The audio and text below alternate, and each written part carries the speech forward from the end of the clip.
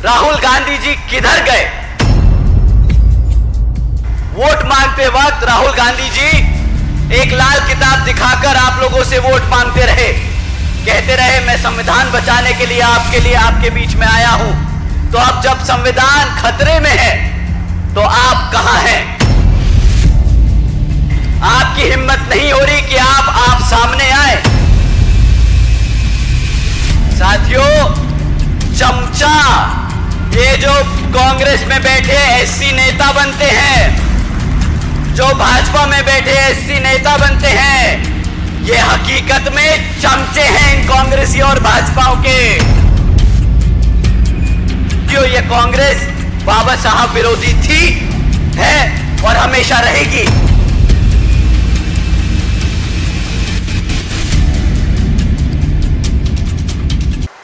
साथियों, कांग्रेस पार्टी की ओर से उनके राष्ट्रीय अध्यक्ष श्री खड़गे जी ने प्रेस कॉन्फ्रेंस कर अभी यही कहा है कि यह आरक्षण तो पंडित नेहरू और गांधी जी की देन है।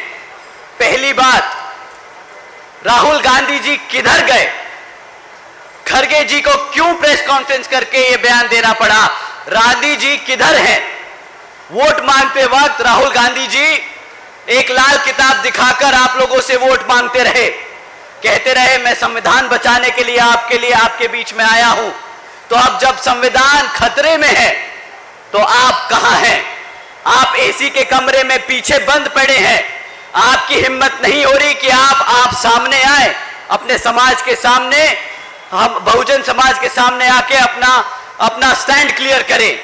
परंतु साथियों, ये संविधान बचाने के लिए नहीं, यह आरक्षण बचाने के लिए नहीं, यह आरक्षण के खिलाफ, आरक्षण को बदलने के लिए बैठे हैं। हम लोगों के साथ, हमारे समाज के साथ इन्होंने धोखा किया है। साथियों, इन लोगों से सतर्क रहिएगा।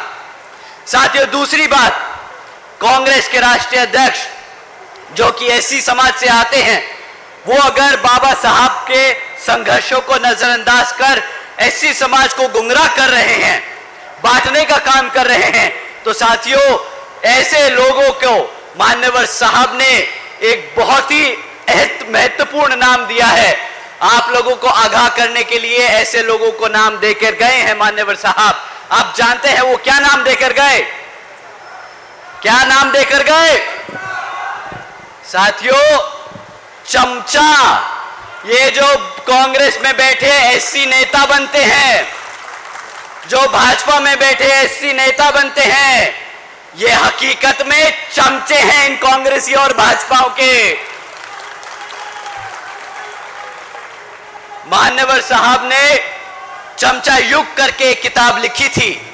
मैं अपने सभी साथियों से दरखास्त करूंगा कि आप ये चमचा युग जरूर पढ़ें।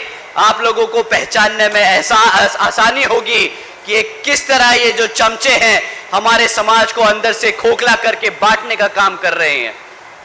तीसरी बात साथियों, पंडित नेहरू जी और गांधी जी आरक्षण से तो दूर की बात है, ये तो बाबा साहब और दलित के भी इतने विरोधी थे कि जब संविधान कमेटी में सदस्य चुन के जाने थे, तो बाबा साहब जिस लोकसभा से संसद में चुनकर गए, वो पंडित नेहरू जी और गांधी जी ने वो कॉन्स्टिट्यूएंसी ही पाकिस्तान में भेजने का काम किया, ताकि बाबा साहब यहाँ की विधानसभा, यहाँ की लोकसभा कमेटी से चुनकर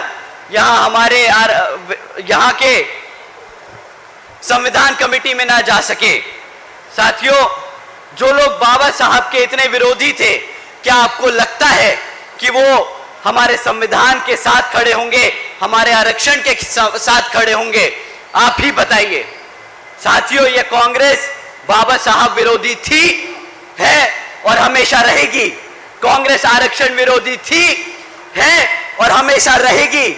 कांग्रेस दलित विरोधी थी, है और हमेशा रहेगी।